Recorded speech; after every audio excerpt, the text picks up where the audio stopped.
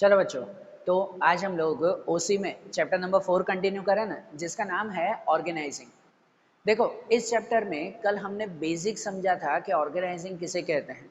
Organising मतलब भाई business related एक सिर्फ स्ट्रक्चर तैयार करना, एक स्ट्रक्चर तैयार करना कि जिसमें बिजनेस के कौन कौन से काम कौन कौन करेगा, कौन से काम करने के लिए कितने लोगों की ज़रूर पड़ेगी, उसका एक बेसिक स्ट्रक्चर तैयार करना, उसे ऑर्गेनाइजिंग कहते हैं।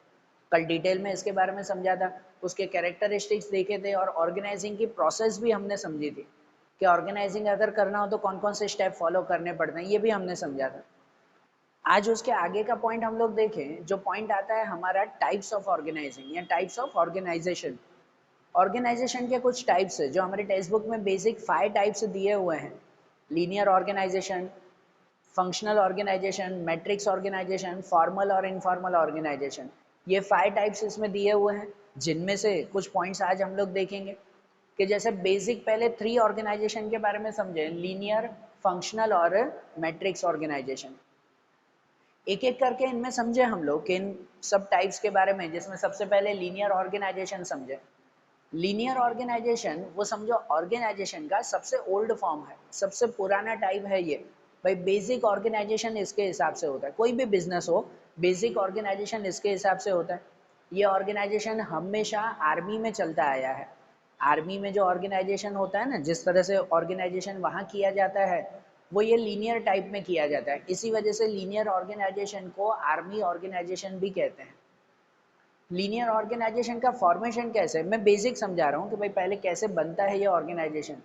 इसमें एक चीज़ खास है कि ये ऑर्गेनाइजेशन जो है वो डिपार्टमेंट के हिसाब से बनता है। यहाँ पर वर्क को ज़्यादा जो है वो इम्पोर्टेंस नहीं दी जाती, फंक्शन को ज़्यादा इम्पोर्टेंट नहीं दी जाती, डिपार्टमेंट को इम्पोर्टेंस दी जाती है। कि भाई बिजनेस में हर काम करने के लिए अलग अलग डिपार्टमेंट बना दो, और हर डिपार्टमेंट में कौन किसके लिए रिस्पॉन्सिबल होगा, कौन किसके अंडर में होगा, ये एकदम क्लियर कर लो। बरोबर। तो वैसा ऑर्गेनाइजेशन लीनियर ऑर्गेनाइजेशन कहलाता है। जैसे अगर कोई बिजनेस हो, तो बिजनेस में जो है वो सबसे ऊपर हेड में वो ऑनर होता है, सबसे ऊपर तो ऑनर ही होते हैं। ऑनर के अंदर काम करने वाले होते हैं board of directors. Board of directors होते हैं, उनके अंडर काम करने वाले। उनके अंदर काम करने वाले होते हैं मैनेजर्स। और मैनेजर्स के अंदर हर फंक्शन के लिए अलग अलग डिपार्टमेंट बना दिए जाते हैं, सबके अलग अलग डिपार्टमेंट। भाई डिपार्टमेंट होते हैं, जैसे भाई अगर प्रोडक्शन का वर्क करना है तो एक प्रोडक्शन डिपार्टमेंट अलग होगा, प्रोडक्शन डिपार्टमेंट वो अलग होगा। परचेज का वर्क करना है तो एक परचेज डिपार्टमेंट अलग होगा। सेल का वर्क करना है तो एक सेल्स डिपार्टमेंट अलग होगा। बराबर। अकाउंट का वर्क करना है तो एक अकाउंटिंग डिपार्टमेंट अलग होगा। जो भी काम हो ना, उनके हिसाब से अलग अलग डिपार्टमेंट बना दिए जाते हैं। और उस डिपार्टमेंट के बाद, उनके बाद जो है वो उस डिपार्टमेंट के अंडर में कुछ ऑफिसर्स होते हैं, उन डिपार्टमेंट के हेड। उन डिपार्टमेंट के हेड मतलब ऑफिसर्स होते हैं उनके अंदर। हर एक डिपार्टमेंट में हेड कौन होता है? ऑफिसर्स। इन ऑफिसर्स मतलब हर एक डिपार्टमेंट में जरूरी नहीं एक ही ऑफिसर हो, एक से ज़्यादा ऑफिसर भी हो सकते हैं। जैसे अगर भाई सेल्स डिपार्टमेंट हो तो उसमें एक सेल्स ऑफिसर अलग होगा, एडवर्टाइजमेंट करने वाला ऑफिसर अलग होगा। प्रोडक्शन डिपार्टमेंट हो तो रॉ मटेरियल जो है वो मैनेज करने वाला ऑफिसर अलग होगा। फाइनल गुड्स, जो फिनिश गुड्स होते हैं वो तैयार करने वाला ऑफिसर अलग होगा। बरोबर। तो हर डिपार्टमेंट में पर्टिकुलर ऑफिसर्स होते हैं, हेड होते हैं उस डिपार्टमेंट के हेड। बरोबर। और उन ऑफिसर्स के अंडर में पर्टिकुलर एम्प्लॉयज काम करते हैं। उनके अंडर में हर डिपार्टमेंट में कौन होते हैं? तो एम्प्लॉयज होते हैं। ऐसा जो ऑर्गेनाइजेशन तैयार होता है ना, इसे लीनियर ऑर्गेनाइजेशन कहते हैं। एक लाइन वाइज जो है वो सब चीजें चलती हैं, एक लाइन वाइज, उसे लीनियर ऑर्गेनाइजेशन कहते हैं। बेसिक ऑर्गेनाइजेशन ये कहते हैं 90% बिजनेस ऐसा ऑर्गेनाइजेशन फॉलो करते हैं। हमारी आर्मी में भी ऐसा ऑर्गेनाइजेशन चलता है। सबसे ऊपर हेड, उनके नीचे मैनेजर्स, फिर जितने काम हो ना, हर काम को अलग अलग डिपार्टमेंट में डिवाइड कर देते हैं। इसमें डिपार्टमेंट को मेन इंपॉर्टेंस दी जाती है। इसी वजह से कितनी बार लीनियर ऑर्गेनाइजेशन को डिपार्टमेंटल ऑर्गेनाइजेशन भी कहते हैं। डिपार्टमेंटल ऑर्गेनाइजेशन, क्योंकि इसमें डिपार्टमेंट को ज़्यादा इंपॉर्टेंस दी जाती है। भाई हर फंक्शन को अलग अलग ग्रुप में डिवाइड कर दो, बरोबर ना। जैसे पता है आर्मी में होता है, ये आर्मी में बेसिक होता है कि भाई ये 20 लोगों की टीम है, ये काम करेगी, ये 20 लोगों की टीम है, ये काम करेगी। फिर जो उनकी टीम होती है उनका एक ऑफिसर होता है, हेड होता है आर्मी में। ये 20 लोगों की टीम है, उसका हेड ये वो सबको ऑर्डर देगा, बरोबर। और बाकी सब उसके अंडर काम करने वाले एम्प्लॉयज, ठीक है ना। आर्मी में भी ऐसे ही होता है ना, बिजनेस में भी ऐसे किया जाता है। अलग अलग डिपार्टमेंट, उस डिपार्टमेंट में पर्टिकुलर ऑफिसर्स और उस ऑफिसर के अंडर में काम करने वाले एम्प्लॉयज होते हैं, या फिर कुछ वर्कर्स हुए या सेल्समैन हुए या जो भी हुए, वो सब एम्प्लॉयज उसके अंडर में, बराबर। आपके टेक्स्ट बुक में भी ऐसा एक ड्राइंग की गई है, मैंने अपने हिसाब से बनाया, आपके टेक्स्ट बुक में भी क्लियरली दिया हुआ है, उसमें एक बार देखो। बस ये ड्राइंग के हिसाब से याद रखो, कभी एग्जाम में भी पूछे तो इसके हिसाब से खुद लिख सकते हैं। भाई लीनियर ऑर्गेनाइजेशन एक्सप्लेन करो तो उसे कह सकते हैं ना, सबसे ओल्ड ऑर्गेनाइजेशन आर्मी ऑर्गेनाइजेशन है, डिपार्टमेंट ऑर्गेनाइजेशन है। इसमें डिपार्टमेंट को इंपॉर्टेंस दी जाती है, फंक्शन को इंपॉर्टेंस दी जाती नहीं है, बराबर। ऐसे ही ऑर्गेनाइजेशन कहलाते हैं, समझ आ रहा है ना। और फिर ये फॉर्मेशन खुद लिख सकते हैं हम लोग। और इनमें दूसरी खासियत ये होती है लीनियर ऑर्गेनाइजेशन की कि हर एक पर्सन एक दूसरे के अंडर में काम करता है, इसलिए हर एक पर्सन फिक्स पर्सन के लिए रिस्पॉन्सिबल है।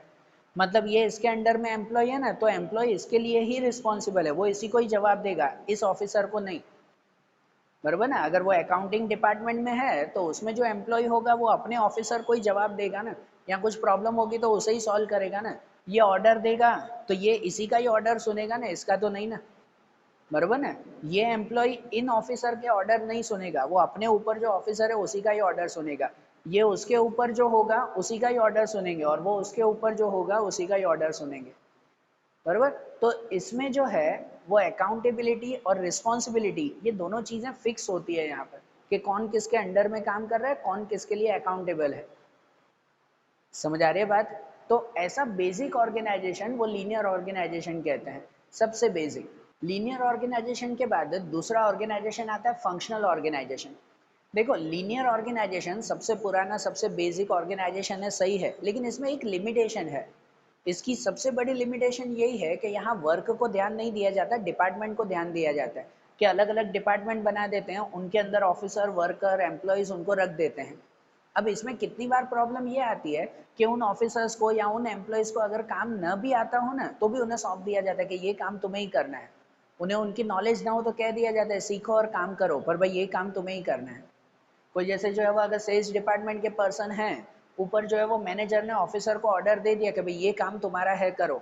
अब वो ऑफिसर उस चीज में एक्सपर्ट न हो तो भी जो है वो उसे काम करना ही पड़ता है, या ऑफिसर जो है वो इन एम्प्लॉयज को काम सौंप देता हो, एम्प्लॉयज को काम न भी आता हो तो भी कहते हैं भाई सीखो और काम करो, ठीक है। जिसकी वजह से कितनी बार जो है वो काम परफेक्ट नहीं होता, जो परफेक्ट वर्क होना चाहिए ना, वो परफेक्ट वर्क नहीं मिलता उसमें, ये इसकी लिमिटेशन है। इस लिमिटेशन को दूर करने के लिए फंक्शनल ऑर्गेनाइजेशन बनाया जाता है, जहां पर डिपार्टमेंट को नहीं लेकिन फंक्शन मतलब के वर्क को इंपॉर्टेंस दी जाती है। डिपार्टमेंट को इंपॉर्टेंस नहीं देते, वर्क को इंपॉर्टेंस देते। और वर्क को इंपॉर्टेंस देने के लिए उसमें हर वर्क के हिसाब से जो है वो अलग अलग एक्सपर्ट रखे जाते हैं, जिनको स्पेशलाइज नॉलेज हो, स्पेशलाइज स्किल हो अपने अपने वर्क की। यहाँ वर्क आता ही नहीं है, कोई भी वर्क नहीं आता, यहाँ अलग अलग डिपार्टमेंट आते हैं। जबकि इसमें क्लासिफिकेशन होता है वर्क के हिसाब से। भाई अकाउंट का वर्क, जैसे परफेक्ट अकाउंट आता होगा उसी को ही वो वर्क दिया जाएगा और किसी को नहीं, बरोबर ना। भाई जैसे अगर एडवर्टाइजमेंट का वर्क, तो जो परफेक्ट होगा उसमें, जिसके पास स्किल होगी, टैलेंट होगा, नॉलेज होगी, उसे ही वो वर्क दिया जाएगा। तो उनके हिसाब से ऑफिसर्स बनाए जाते हैं, तो वो कहलाता है कौन सा, फंक्शनल ऑर्गेनाइजेशन। उनका अगर स्ट्रक्चर बनाए ना तो उसमें भी सबसे ऊपर जैसे ऑनर होते हैं, फिर बोर्ड ऑफ डायरेक्टर, मैनेजर्स हुए या कोई भी हुए, जैसे इसमें इसमें बेसिक चीफ ऑफिसर कहते हैं के ऊपर होते हैं, जैसे ऑनर और बोर्ड ऑफ डायरेक्टर के अंडर में चीफ ऑफिसर्स। आपके टेक्स्ट बुक में वैसा है। प्रैक्टिकली तो भाई मैनेजर्स भी होते हैं या कोई भी। और इनमें फंक्शन के हिसाब से सबसे पहले जो डिपार्टमेंट बनाए जाते हैं, हाँ डिपार्टमेंट तो इनमें भी बनते हैं, इनमें भी और इनमें भी, लेकिन इनमें डिपार्टमेंट हर एक के अलग अलग होते हैं, इसमें अलग अलग नहीं। फंक्शनल ऑर्गेनाइजेशन में पूरे बिजनेस को दो पार्ट में डिवाइड कर दिया जाता है, पूरे बिजनेस को सिर्फ दो डिपार्टमेंट में डिवाइड करते हैं। भाई एक आता है एडमिनिस्ट्रेटिव डिपार्टमेंट, एक एडमिनिस्ट्रेटिव डिपार्टमेंट, और एक बनता है उनका फैक्ट्री डिपार्टमेंट जिसमें प्रोडक्शन वगैरह होता हो। फैक्ट्री डिपार्टमेंट पूरे बिजनेस को बेसिक दो डिपार्टमेंट में डिवाइड कर देते हैं कि भाई एडमिनिस्ट्रेटिव मतलब जो मैनेजमेंट वगैरह करना है उसमें डिपार्टमेंट, और फैक्ट्री मतलब जहां प्रोडक्शन करना है, खरीदना बेचना है, उसका डिपार्टमेंट। और इस डिपार्टमेंट के अंदर अलग अलग स्पेशलाइज ऑफिसर्स होते हैं, अलग अलग स्पेशलाइज ऑफिसर्स होते हैं। हर एक डिपार्टमेंट में फंक्शन के हिसाब से ऑफिसर रखे जाते हैं। इसमें जनरली जो डिपार्टमेंट के अंदर ऑफिसर होते हैं ना, वो एक ही ऑफिसर होता है, एक या दो ही ऑफिसर्स होते हैं जिन्हें सब काम सौंप देते, तुम्हें आता हो कि ना आता हो ये सब काम करो। लेकिन यहाँ पे अगर डिपार्टमेंट बनाया ना, तो उसमें एक दो ऑफिसर नहीं, काफ़ी ऑफिसर होते हैं, हर फंक्शन के हिसाब से अलग अलग ऑफिसर। जैसे अगर एडमिनिस्ट्रेटिव डिपार्टमेंट है तो उसके अंदर अगर कोई इन्फॉर्मेशन रिलेटेड वर्क करना है तो इन्फॉर्मेशन ऑफिसर अलग होगा जो इन्फॉर्मेशन और पब्लिक रिलेशन के लिए वर्क करेगा। भाई अगर वर्कर्स को गाइडेंस देना है तो गाइडेंस ऑफिसर अलग होगा, भाई उसे वर्कर्स को कैसे गाइडेंस देना है, कैसे सिखाना है, उसका ऑफिसर अलग होगा, बरोबर ना। अगर भाई अकाउंट लिखना है या और कुछ मैनेज करना है तो उसका ऑफिसर अलग, तीसरे वर्क के लिए ऑफिसर ऑफिसर अलग, चौथे के लिए ऑफिसर अलग, हो सकता है 10 ऑफिसर भी हो एक ही डिपार्टमेंट के अंदर। तो यहाँ फंक्शन के हिसाब से ऑफिसर बनाया जाता है, बराबर। यहाँ फैक्ट्री डिपार्टमेंट होगा तो फैक्ट्री डिपार्टमेंट में भी प्रोडक्शन ऑफिसर अलग होगा जो मेन प्रोडक्शन करेगा, एक रॉ मटेरियल लेकर आएगा उसका ऑफिसर अलग, परचेस मतलब परचेस ऑफिसर अलग, सेल ऑफिसर अलग, एडवर्टाइजमेंट ऑफिसर अलग। हर वर्क के लिए अलग अलग ऑफिसर, अलग अलग हेड होते हैं। आपकी टेक्स्ट बुक में देखो, आपकी टेक्स्ट बुक में क्लियरली वो एक फोटो बना हुआ है कि भाई हर वर्क के लिए अलग अलग ऑफिसर्स उसमें रखे जाते हैं। और उन ऑफिसर्स के लिए, उन ऑफिसर्स के अंडर में जो है बाकी के वर्कर्स होते हैं या तो एम्प्लॉयज़ होते हैं। हर ऑफिसर के अंडर में वर्कर्स या एम्प्लॉयज़ होते हैं। अब यहाँ पर इस तरह से ये फंक्शनल ऑर्गेनाइजेशन तैयार होता है, भाई फंक्शन के हिसाब से ऑफिसर रखे जाते हैं।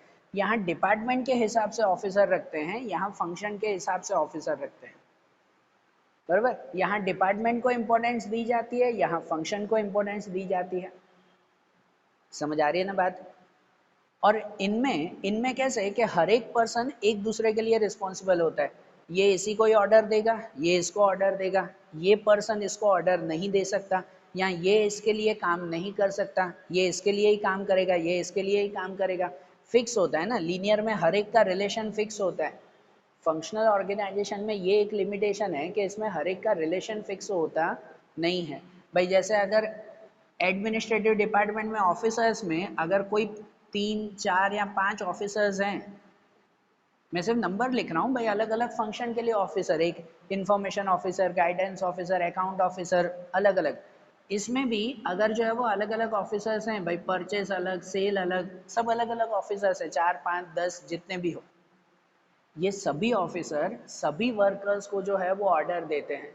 मतलब ये इसको भी ऑर्डर देगा, ये इसको भी ऑर्डर देगा, ये भी इसको ऑर्डर देगा, इसको ऑर्डर देगा, ये भी इसको ऑर्डर भी देगा, इसको ऑर्डर भी देगा। आपके टेक्स्ट बुक में देखो ऐसे दिया हुआ है पूरे ये ड्राइंग। तो हर एक ऑफिसर वो हर एक वर्कर को ऑर्डर दे सकता है, उनसे काम करवा सकता है। मतलब एक फिक्स रिलेशन नहीं होता कि कौन किसके अंडर में काम करेगा, हर कोई बस मिलकर काम कर रहा है। समझ आ रही है बात है। ये इसकी कितनी बार लिमिटेशन हो जाती है, ये एक लिमिटेशन की तरह बन जाता है कि जहाँ पर अगर कोई वर्कर को फिक्स नहीं है तो वो कितनी बार वर्कर प्रॉपरली वर्क नहीं कर पाता। जैसे एक बेसिक बताऊं, इसमें ये इसके अंडर में काम करता है, ठीक है ना। तो अगर इसे कोई भी प्रॉब्लम हुई या कोई भी काम करेगा वो इसको ही कहेगा ना, ये ऑर्डर इसी को ही देगा और ये इसी का ही ऑर्डर सुनेगा और किसी का नहीं। यहाँ वर्कर 10 का ही ऑर्डर सुनता है, सबका ही ऑर्डर। तो इसमें से ये पहला कहेगा पहले मेरा काम करो, ये कहेगा पहले मेरा काम करो, ये कहेगा नहीं पहले मेरा काम होना चाहिए। कितनी बार उसकी वजह से वर्क प्रॉपरली नहीं हो पाता। या फंक्शन के हिसाब से वर्क के हिसाब से डिवाइड तो किया जाता है, लेकिन ग्राउंड लेवल पे एकदम लो लेवल पर जो है ये फंक्शन बरोबर नहीं हो पाता। कितनी बार वर्कर्स अपनी पूरे एंथुजियाज्म से, पूरे जोश के साथ, पूरी खुशी के साथ वो काम नहीं कर पाते। समझ आ रही है ना बात है। ये फंक्शनल ऑर्गेनाइजेशन कहते हैं जहाँ पे फंक्शन के हिसाब से ये क्या कहते हैं क्लासिफिकेशन होता हो। समझ आ रहा है, बेसिक दोनों में ध्यान आ रहा है ना, इसमें डिपार्टमेंट के हिसाब से क्लासिफिकेशन, इसमें फंक्शन के हिसाब से क्लासिफिकेशन। और इन दोनों के अकॉर्डिंग बनता है मैट्रिक्स ऑर्गेनाइजेशन।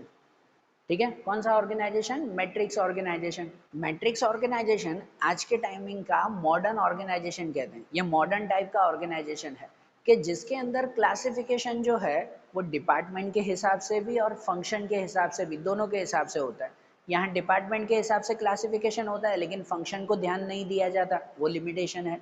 यहाँ फंक्शन के हिसाब से क्लासिफिकेशन होता है लेकिन डिपार्टमेंट को ध्यान नहीं दिया जाता, वो उसकी लिमिटेशन है। इन दोनों लिमिटेशन को दूर करने के लिए मॉडर्न टाइमिंग में मैट्रिक्स ऑर्गेनाइजेशन आता है, जो आज के टाइमिंग में बहुत सारे बिजनेस इसे अप्लाई करते हैं। ठीक है ना, आपके टेक्स्ट बुक में ना ये टॉपिक बाद में दिया हुआ है, पहले फॉर्मल इनफॉर्मल समझाया हुआ है, लेकिन मैं पहले ये समझा रहा हूँ। ठीक है, फॉर्मल इनफॉर्मल बाद में देखेंगे। टेक्स्ट बुक के अकॉर्डिंग ये मैट्रिक्स ऑर्गेनाइजेशन का टॉपिक बाद में समझाया हुआ है, मैं तीनों को लाइन में ही समझा रहा हूँ क्योंकि कनेक्टेड हैं इसीलिए। मैट्रिक्स ऑर्गेनाइजेशन लीनियर और फंक्शनल का मिक्स है, जहाँ पे डिपार्टमेंट को भी ध्यान दिया जाता है और फंक्शन को भी ध्यान दिया जाता है। कि पहले अगर डिपार्टमेंट के हिसाब से इसका क्लासिफिकेशन देखें ना, पहले उसका फॉर्मेशन देखें, तो वही पहले बोर्ड ऑफ डायरेक्टर, उसके नीचे मैनेजर होते हैं, जैसे भाई जो है वो एक जनरल मैनेजर होता है। उस जनरल मैनेजर के अंडर में जो है वो अलग अलग डिपार्टमेंट्स होते हैं। जैसे इसमें बताया अलग अलग डिपार्टमेंट बनाए जाते हैं। भाई एक प्रोडक्शन डिपार्टमेंट अलग, वैसे ही हुआ प्रोडक्शन डिपार्टमेंट अलग, सेल्स डिपार्टमेंट अलग, एडवर्टाइजमेंट डिपार्टमेंट अलग, अकाउंट डिपार्टमेंट अलग, जो भी डिपार्टमेंट हो उस डिपार्टमेंट में वैसे ही ऑफिसर्स होते हैं, वैसे ही वर्कर्स काम करते रहते हैं। ठीक है ना, उनमें तो वही लीनियर ऑर्गेनाइजेशन चलता रहता है, लीनियर ऑर्गेनाइजेशन उनके अंदर में चलता ही रहता है। लेकिन यहाँ एक अलग चेंज वो करते हैं कि भाई हर एक डिपार्टमेंट में कुछ कुछ काम ऐसे होते हैं जो कॉमन होते हैं, जो सब में कॉमन होते हैं। हाँ, हर डिपार्टमेंट में कुछ कुछ वर्क ऐसे जो सबके लिए कॉमन, जैसे चलो कि कोई कंप्यूटर का वर्क है, अगर कोई कंप्यूटर खराब हो गया उसको रिपेयर करना है। इनमें कैसे होता था पता है? इसमें इसमें जो लिमिटेशन थी वो, तो इसमें वो होता था कि भाई अगर सपोज ये डिपार्टमेंट का वर्क करना है वो इसी में ही करेंगे, दूसरा कोई इसे हेल्प नहीं करेगा, यहाँ पे सपोर्ट नहीं होता है। अगर जो है वो इनके डिपार्टमेंट में अगर कोई खराबी हुई, कंप्यूटर खराब हो गया और कुछ प्रॉब्लम, खुद ही रिपेयर करो, खुद ही तैयारी करो, या खुद ही जो है वो प्रिपरेशन, दूसरे डिपार्टमेंट इसे हेल्प नहीं करेंगे। बराबर, अब वो लोग यहाँ पे वही तो लिमिटेशन थी कि अगर इन लोगों को वो स्किल ना हो, वो टैलेंट ना हो, वो एक्सपर्ट ना हो, तो भी उन्हें काम करना पड़ता था, खुद जो है वो काम करना पड़ता, तो वो प्रॉब्लम आती थी। बरोबर ना, जो स्किल और टैलेंट का लिमिटेशन दूर किया यहाँ पर।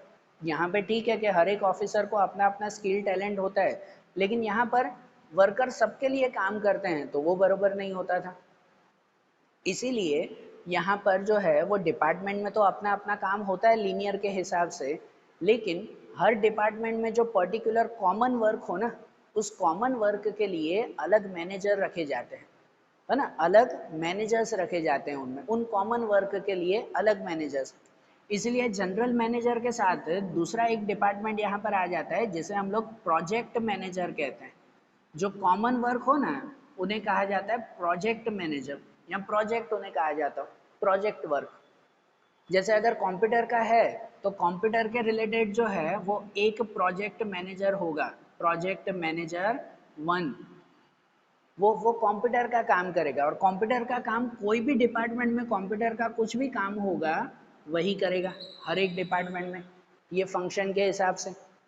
अगर सपोज कोई टेक्निकल वर्क हुआ, जैसे होता है ना कितनी बार लाइट खराब हो गई या और कुछ प्रॉब्लम हो गया, और कोई भी जो है वो टेक्निकल प्रॉब्लम, वायरिंग प्रॉब्लम या जो कुछ भी हो, तो वो टेक्निकल वर्क के लिए एक दूसरा जो है वो प्रोजेक्ट मैनेजर अलग होगा। सपोज प्रोजेक्ट मैनेजर टू, वो कोई भी डिपार्टमेंट में टेक्निकल जो भी प्रॉब्लम आएगी उसे वो सॉल्व करेगा। समझ आ रहा है? तो ये प्रोजेक्ट डिपार्टमेंट अपने वर्क में एक्सपर्ट भी होते हैं, अपने वर्क में एक्सपर्ट होते हैं, और सभी जो है वो डिपार्टमेंट का सही काम भी वो कर पाते हैं। पहले ये होता था ना कि इस डिपार्टमेंट में वो एक्सपर्ट ना हो तो भी काम करना पड़ता था, अब पर्टिकुलर वर्क के लिए एक्सपर्ट अलग रखे जाते हैं ना, जैसे फंक्शन में किया जाता था। तो ऐसा जो ऑर्गेनाइजेशन तैयार होता है ना, उसे मैट्रिक्स ऑर्गेनाइजेशन कहते हैं, कि जिसमें लीनियर और फंक्शनल दोनों मिक्स होकर आते हो। ठीक है, और कोई अगर वर्क हो, समझो और कोई अगर कॉमन वर्क है तो उसके लिए प्रोजेक्ट मैनेजर अलग होता है, प्रोजेक्ट मैनेजर नंबर 3, जो भी प्रोजेक्ट हो, जो भी वर्क हो, वो भी सभी डिपार्टमेंट में काम करेंगे। समझ आ रहा है ना बात? तो ये लीनियर के हिसाब से एक दूसरे के अंडर में तो काम करते ही रहते हैं, और फंक्शन के हिसाब से जो जरूरी फंक्शंस होते हैं उनके अलग अलग मैनेजर रखकर वो मैनेजर सबके लिए काम करते हैं फिर। अरे तो ये लीनियर भी हो गया इसमें और फंक्शन भी हो गया, उसे मैट्रिक्स ऑर्गेनाइजेशन कहते हैं। आज के टाइमिंग में ये ऑर्गेनाइजेशन बहुत जो है वो चल रहा है कि भाई इन दोनों की लिमिटेशन को दूर करके ये ऑर्गेनाइजेशन बनाया गया है। समझ आ रही है बात? क्लियर हो रहा है ना? ये मैंने आपको बेसिकली समझाया कि भाई तीनों ऑर्गेनाइजेशन कैसे बनते हैं। अब एक बार है टेक्स्ट बुक के हिसाब से भी रीड करो, टेक्स्ट बुक के हिसाब से भी। हाँ यही पॉइंट्स ही दिए हुए हैं पर टेक्स्ट बुक के हिसाब से रीड करो तो और ज़्यादा क्लियर होगा कि तीनों ऑर्गेनाइजेशन कैसे हैं। ये तीनों ऑर्गेनाइजेशन की शॉर्ट नोट ऑलमोस्ट आपको जो है वो एग्जाम में पूछी जाती है, 2 या 3 मार्क्स में पूछते हैं। तो ऐसे ही ड्राइंग बनाकर अपने हिसाब से अच्छी तरह से, मेरी ड्राइंग बहुत ख़राब है, अपने हिसाब से ड्राइंग बनाकर अच्छी तरह से और उन वर्ड्स में से लिख सकते हो कि भाई तीनों ऑर्गेनाइजेशन क्या क्या हैं। ऐसे क्वेश्चंस हो ना, मेन वर्ड्स खाली याद किया करो कि भाई कौन कौन से वर्ड्स हैं इसमें। डिपार्टमेंट के हिसाब से क्लासिफिकेशन, यहाँ फंक्शन के हिसाब से, और यहाँ डिपार्टमेंट और फंक्शन दोनों के हिसाब से क्लासिफिकेशन। ऐसे जो मेन मेन टॉपिक्स हो वो याद किया करो और फिर ये फॉर्मेशन लिख दिया करो उनमें। ओके, तो आज जैसे 3 ऑर्गेनाइजेशन के बारे में हमने समझा ना, अब जो बाकी के ऑर्गेनाइजेशन है और चैप्टर में जो दूसरे पॉइंट्स हैं वो अब हम लोग नेक्स्ट वीडियोस में देखेंगे। ठीक है, थैंक यू।